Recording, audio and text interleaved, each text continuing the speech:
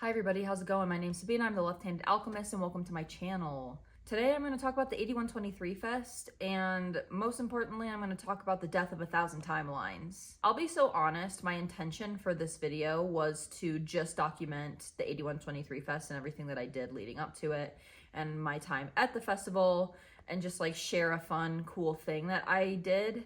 But this is the footage that I got while I was there. Yeah.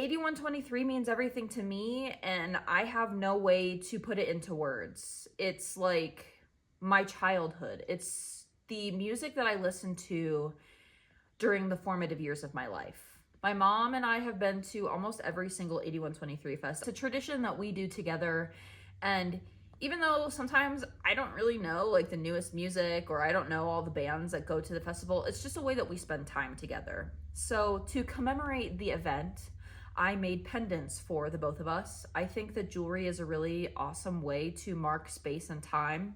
It can be something that is really for nostalgia's sake, for a collection, to mark an event. And so I'm gonna show you the very short process of me making these pendants here.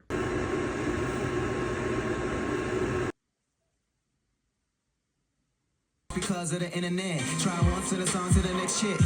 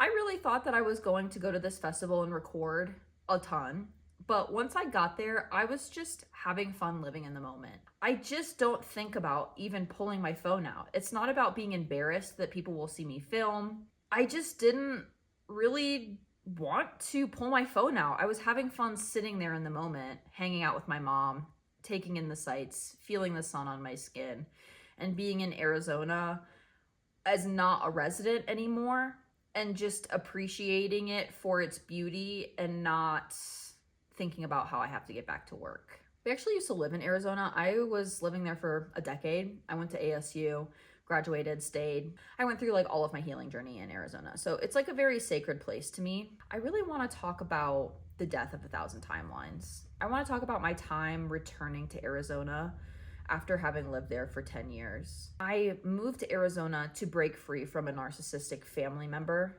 to break this cycle. I haven't quite made the conscious connection yet that this is what I'm doing when I'm 18 and I'm moving across the country.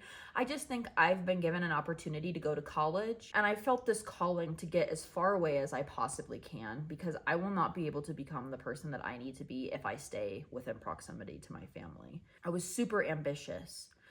Like, I had so much creative fire and so much heat, and going to art school benefited me. It really benefited me to have all that fire in my belly to create and make an abundant amount of art. And I was like, this is never going to end. I'm going to be an artist like this for the rest of my life, and it's going to be awesome. But if I'm being honest, I think I've talked about this before, how like art was kind of my only source of self-esteem. And that was probably what was fueling my creative abundance. And then I start healing. I am kind of crippled. I think I start to realize that I don't really want to do a jewelry brand anymore. I can't admit it to myself.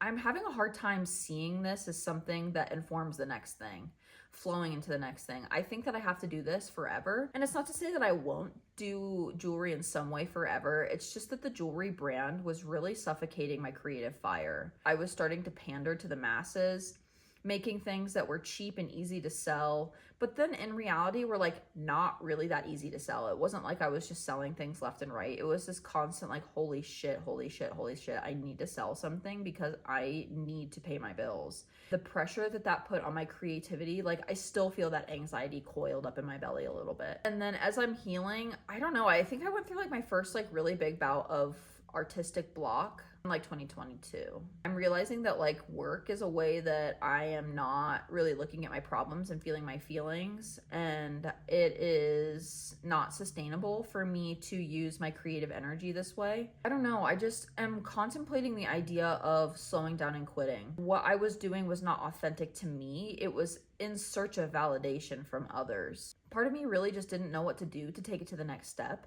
I desperately needed help, but I had no money. I was using money as an excuse not to even ask for help. Still even a little bit of a fear of what if it does work out? What if I am consistent? And what if this does work out? And what if this is something that could be sustainable and I could ask for help and find people to help me run this thing? What would that look like if it actually all worked out? And it's terrifying. I'm at the place now where I don't really get all my self-esteem for my creativity, but I do have a raging river of creative energy in my belly. After my husband and I got married, we spent a chunk of the summer in Colorado. The Arizona summers are soul-sucking. They just aren't for me. I just feel like intuitively the summer is when I really want to be busy. It's when I want to work. It's when I want to be outside enjoying my life.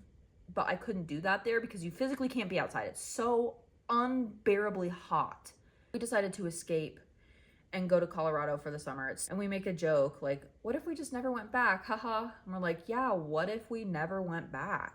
So we kind of make the decision, like, we're moving to Colorado. We're going to give it one last winter in Arizona, do what we need to do to our house to get it sold and get rid of and pack up a bunch of our shit and move it. Here we are in Colorado. All the while I'm experiencing the grief of the end of a chapter. While I was 100% ready to leave Arizona, there's still something in the back of my mind that tells me that maybe we made the wrong decision.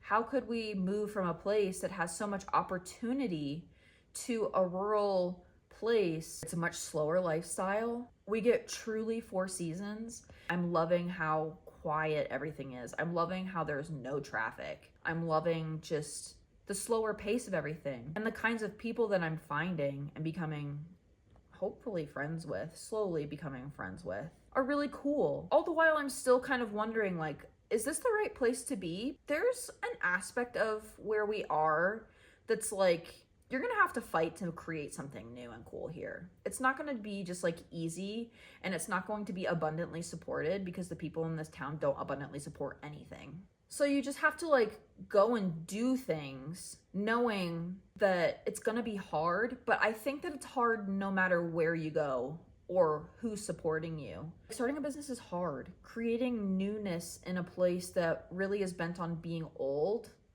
is hard, but it feels like a hard that's worth it to me, especially now that I have perspective after going back to Arizona. Leading up to going back to Arizona, this is the first time that we've been back since we've left, like officially left with all of our stuff. So there's part of me that's a little bit nervous that it's gonna feel like I really missed an opportunity to stay and make something cool. Like, I'm gonna regret having gone. I'm gonna wanna move back. I think that's like part of the grief of changing timelines and closing out a chapter. As soon as we cross into Arizona, I'm immediately feeling like, oh, I actually feel like we made the right decision. Like, this doesn't feel like where I want to be. I'm glad we didn't visit sooner. I didn't feel the desire to call any of my old friends. I didn't really feel the desire to like be there as soon as we crossed into Arizona. I was having a really hard time letting go of the reality that I didn't want to be running a jewelry brand anymore while I was in Arizona, and that old feeling was like coming up of like, oh, I should have entered a show while I was here. I should have brought my jewelry to like bring to stores and like try and get a case somewhere here, because it would just be so easy and convenient to do that. I did bring my jewelry. I never showed it to anybody. It was just like old patterns. And I had a day when the festival was over and my mom had gone home where I had the whole day to myself. So I just drove around to all my favorite places, but they're not really my favorite places anymore. While it was really fun to go to Arizona for the festival and it was really nice to like be in the warmer weather for a minute, I'm not even like telling the truth, because I have to be honest, I've been loving the cold. Like, breathing cold air into my lungs has been like cleansing to my soul. I am tired of being hot. I'm tired of being sweaty. I love the cold. And it's actually been like kind of hot the last couple days in Colorado. Taking advantage of it, I'm taking long walks outside and I'm getting my vitamin D in and stuff, and it's good. I'm noticing how that feeling of like, I'm not doing enough. I gotta go work. I gotta make money. I gotta figure this out.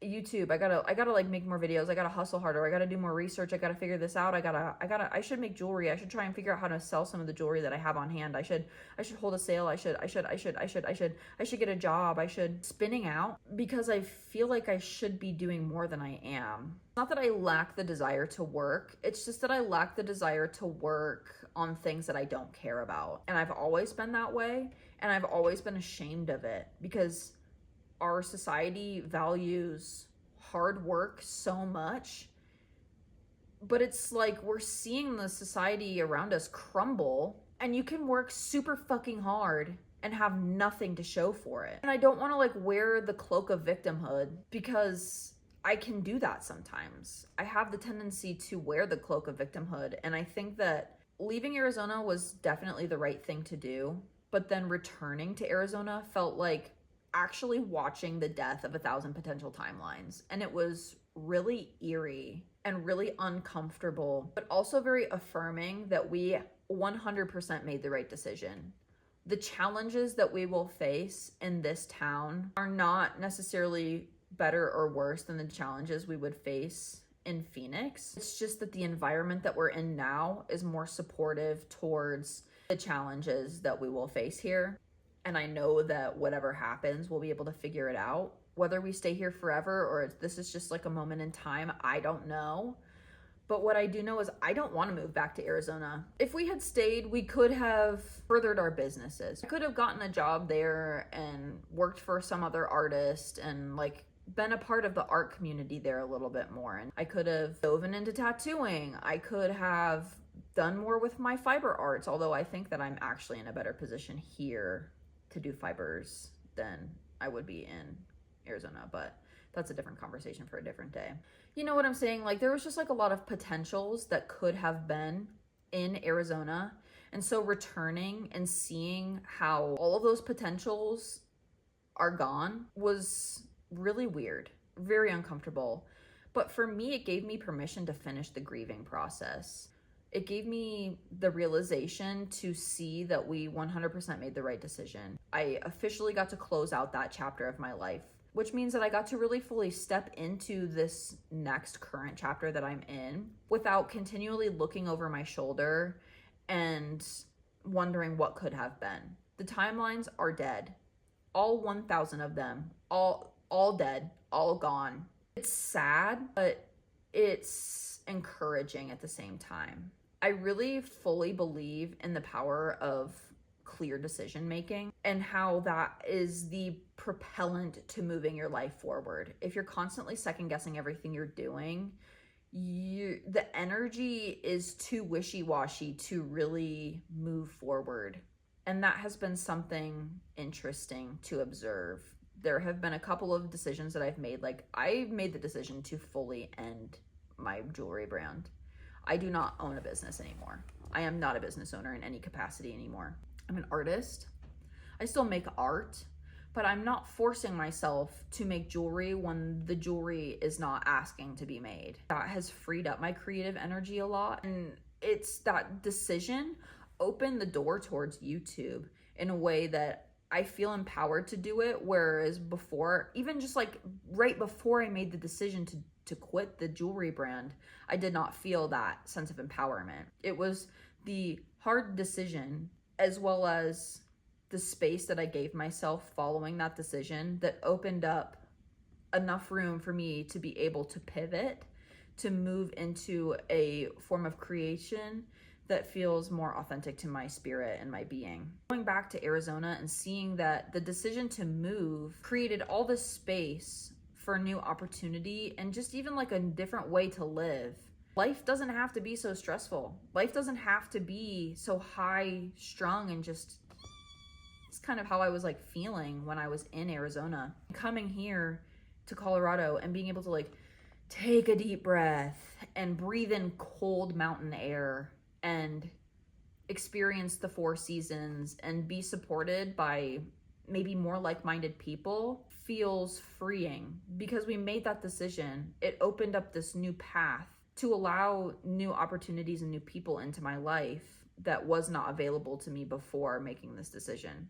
There was part of me that was still one foot in, one foot out, because what if I go back to Arizona and I miss it so much that I like have to move back? Like, what if, just a lot of those like open-ended questions on if we made the right decision or not. Going back and seeing that we actually made the right decision helped make a definitive end to a chapter that already has felt very freeing. Like, we can move on. We can really put a lot more energy into finding our own place and making money and figuring out community and what to do here, because I'm not looking over my shoulder anymore. And so I got to experience the death of 1,000 timelines. I got to wander like a ghost around a place that I once felt so connected to and felt like home and held so much space for my healing and growth as a person, and move on and not feel like I'm missing anything. And that is very freeing. So I think I'm like feeling a little reflective and feeling a little sad. I speak publicly on the internet and I feel like it holds a lot of power, and I'm very consciously aware of that power and how people are so easily influenced, and it scares the crap out of me. I mean, people have made whole jobs out of influencing people to buy shit. I feel that power every time I speak and share my voice publicly on the internet. And I know that it's your responsibility to be in your own power and take what I say with a grain of salt and take what resonates and leave the rest. I just also want to like comment on how I am still actively working through things myself. And I take moments like this to sit down and share the thoughts with you and like share my moments of grief, because really like the moving process has been filled with grief. Like, my husband was asking me, he's like, why do you keep saying it feels like grief? Like, that seems really intense. And I've had this really interesting relationship with grief over the last few years, where I realized that a lot of the feelings that I've been feeling have been grief, and I was just trying to logic my way through them. And it wasn't until I actually experienced the like death of a human that I love very dearly that I realized how similar the feelings of healing and the grief that comes with healing and that were. And I realized they're the same thing. It's all been grief. And so I've become accustomed with identifying grief in my body and the way that it feels in my brain, and recognizing that the process of moving has been filled with grief. I've been grieving the death of these 1,000 timelines before I had the words to know that that's what that was. Going into Arizona and actually going back, and like the journey there was filled with a little bit of fear that we made the wrong decision, but also grief and knowing that it's different. Things have changed.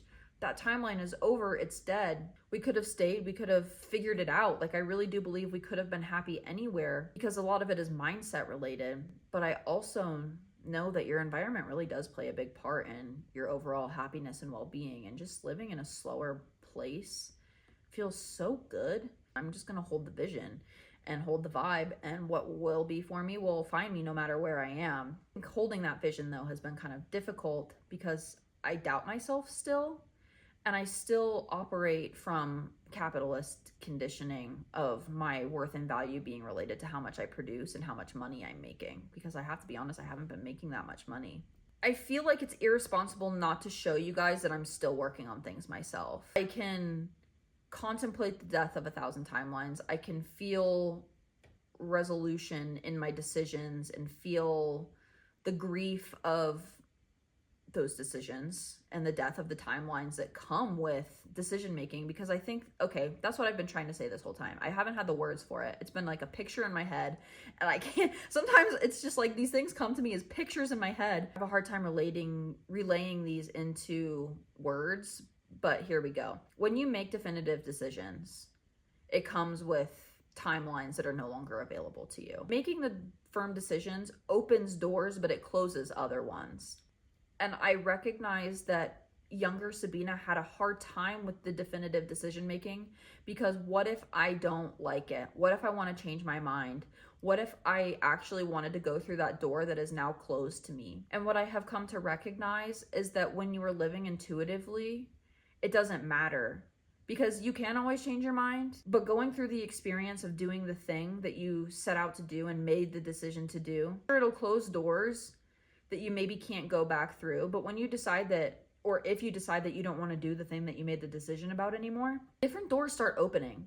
Doors that you wouldn't have even had access to if you hadn't have made that decision in the first place. And learning how to trust yourself and trust that you know how to make the decisions, and that nothing is super permanent, but that through just the act of making a decision and moving forward without looking back opens so many doors that you really wouldn't have seen unless you had made that decision. Experiencing the death of 1,000 timelines and going through the grief of that opened doors for me in my creative life and in my personal life, and just in how I'm operating and functioning in this new space that I'm calling home now, where I'm not looking over my shoulder wondering what if, because that door is closed. I don't even want to go back through it. I trust myself to know that when the time comes, if I need to move again, that opportunity will come. And I don't have to constantly be looking for problems, and I don't have to constantly be looking for all these what if scenarios. And I think the next chapter of my life looks like making more definitive decisions and not backing out of things before I've even really given them a chance. Listening to those intuitive nudges, trusting them. And I know that I can trust myself now, and I know that I will develop more trust for myself in the future. And I know that it is a dance, and it is a relationship that must be built over time. The relationship that you have with yourself and the trust that you have for yourself is something that is built over time. The 8123 Fest was fun. Returning to Arizona was enlightening and eye-opening, and was a hard close to a chapter of my life that at one point in my life I never thought was going to end. And so experiencing the end and the death of that timeline has been filled with grief, but it's also been filled with a sense of satisfaction and contentment that I have grown, I have changed, I have learned how to trust myself, and I trusted that it was time to leave, and I have confirmed that we made the right decision. And now we just get to keep practicing that over and over and over again. Even when I feel like absolute chaos, which has been the case the last few days, I must confess it has been chaos in my brain. I trust that whatever needs to happen will happen, and to practice making decisions. I'm going to practice, and I'm going to fail, and I'm going to practice again, and I'm going to succeed. And that's just how you get better at doing things, is trying and failing and trying again. I hope that maybe you can try that for yourself too. Thanks for being here. You can support this channel by liking this video, subscribing, leaving a comment. You can follow my link tree to go to all the things that I offer. I have jewelry and art for sale on my website if you feel called to it. If you want to keep up with what I'm offering, sign up for my email newsletter. You can do that on my website. There will be a little pop-up box. It'll give you a discount code too, so that's really cool. Thanks for being here. Thanks for listening. And until next time, my friends, goodbye.